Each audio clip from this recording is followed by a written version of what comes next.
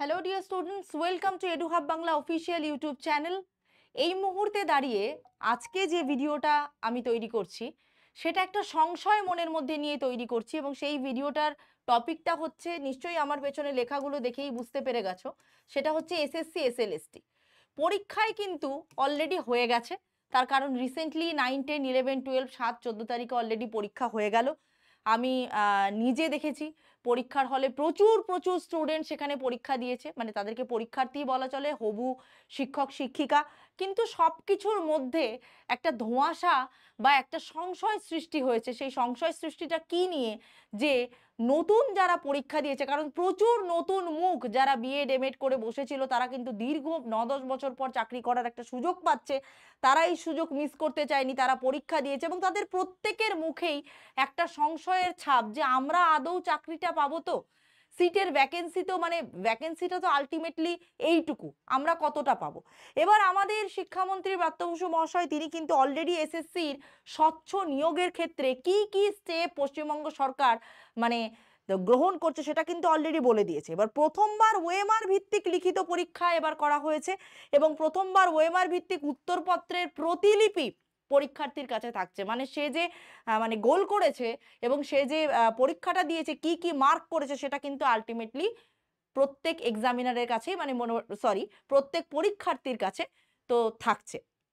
লিখিত পরীক্ষার পর সরকারি ওয়েবসাইটে অলরেডি মডেল আনসার সেটা তুলে ধরা হয়েছে, এবং 9-10-এর আপনারা সকলেই জানেন যে 16ই সেপ্টেম্বর অলরেডি হয়ে গেছে, এবং 11-12-এরটা অলরেডি বেরোতে চলেছে, কিন্তু বা বেরোচ্ছে 20 সেপ্টেম্বর। এবার এমনভাবে সেটাকে গুছিয়ে দেওয়া হয়েছে, মেলানোটাও এক প্রকার কষ্টকর ব্যাপার হয়েছে, এবং আবেদনকারীরা সেই আনসার কি চ্যালেঞ্জ করতে পারে তার জন্য 5 দিন সময় দেওয়া হচ্ছে। তারপর আবার নতুন করে ফাইনাল আনসার কি প্রকাশ করা হবে, এবং সব থেকে অবাক ব্যাপার যে এই প্রথমবার আমার মনে হয় এটা হতে চলেছে যে প্যানেলের মেয়াদ শেষ হওয়ার 2 বছর পর্যন্ত লিখিত পরীক্ষার ওএমআর সংরক্ষিত রাখা হবে, এবং শুধু তাই নয়, ওএমআর কপিগুলো স্ক্যান করার ছবি ওএমআরটাকে প্রিজার্ভ করা হবে প্রায় 10 বছরের কাছাকাছি সময়।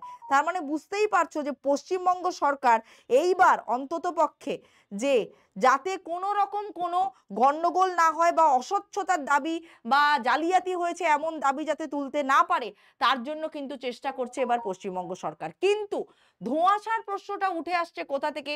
ধোঁয়াশার প্রশ্নটা উঠে আসছে এখান থেকে। দেখো, 10 নম্বর যে অভিজ্ঞতার ভিত্তিতে পাচ্ছে বা 10 নম্বর যারা পাচ্ছে তাদের সংখ্যাটা কিন্তু হচ্ছে প্রায় 35,700 জনের কাছাকাছি।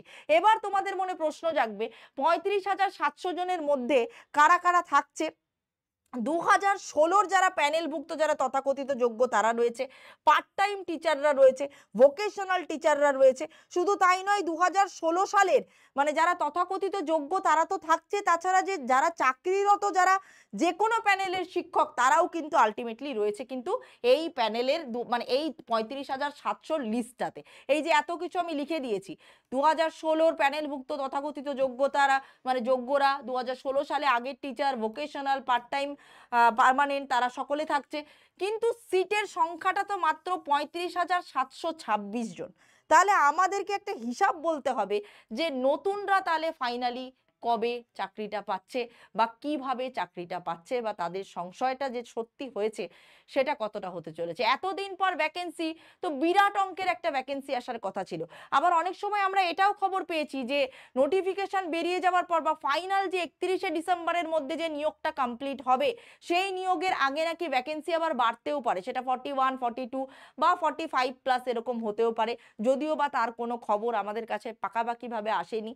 তো আমার তোমাদের কাছে একটা প্রশ্ন, যে আমরা যে এই সংশয়টা যে দেখছি বা আমি যে নিজে দেখেছি, কারণ আমি বনগাঁতে ছিলাম, আমাদের বনগাঁতে সেন্টার রয়েছে, বাটা মোড়ে স্টাইল বাজারে 3 তলায়, ঠিক তার সামনেই কুমুদিনী হাই স্কুল, প্রচুর স্টুডেন্ট সেখানে 9, 10, 11, 12 পরীক্ষা দিয়েছে, দুদিনই আমি প্রেজেন্ট ছিলাম। হ্যাঁ, তার পাশাপাশি বনগাঁ হাই স্কুলেও আমি দেখেছি। তো সুতরাং প্রত্যেক নতুন ক্যান্ডিডেটদের মুখে কিন্তু একটা হতাশার ছায়া। তো সেই হতাশার ছায়া এবং আমি যে যুক্তিগুলো তুলে ধরলাম সেটা কতটা প্রাসঙ্গিক, তোমাদের কি মনে হচ্ছে? কি করা উচিত? একটা বৃহত্তর আন্দোলন আমাদের করা উচিত কিনা? অন্তত লাখখানেকের কাছাকাছি, 70-80 হাজারের কাছাকাছি সিট আমাদের প্রয়োজন, কারণ বহু স্কুল ধুঁকছে, উত্তরবঙ্গের বহু স্কুল বন্ধ হয়ে গেছে টিচারের অভাবে। তো রইল দাবি, তোমাদের কাছে তোমাদের মতামত এখানে জানাও। আর পরবর্তী স্টেপ কি করা যেতে পারে সেই বিষয়েও জানানোর প্রয়োজন। 31শে ডিসেম্বরের মধ্যে নিয়োগটা কমপ্লিট হচ্ছে, এটা একদম ধ্রুব সত্য কথা। সকলে অবশ্যই লাইক করে দিও, শেয়ার করে দিও, চ্যানেলটাকে সাবস্ক্রাইব করো। এসএসসি এসএলএসসি নতুন কোনো আপডেট নিয়ে দেখতে গেলে অবশ্যই সাবস্ক্রাইব করা কিন্তু এডুহাব বাংলাকে মাস্ট।